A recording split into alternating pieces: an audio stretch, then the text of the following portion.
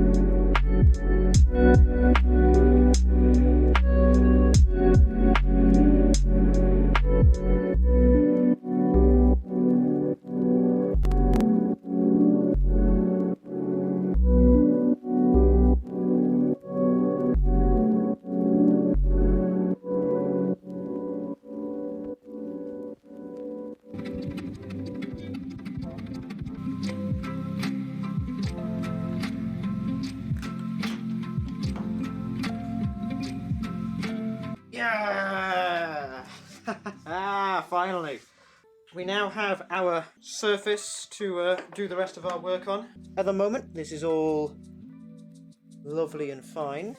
There were 2 cracks in this front piece. This is the only one that goes any further deep. It just about is here. It may end up in the piece, it may not. It is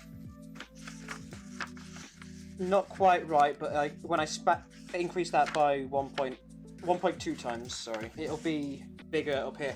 And if I've got that scanned in, then I can get it perfectly mapped out and work out what I can remove and all that jazz. I don't know what else I can do on camera today. Thank you very much for watching, people. It means a lot that you tuned in. I know it's not been the most action-packed day, but we've made some good progress on this next piece. Really looking forward to working on it. Hope you are as well.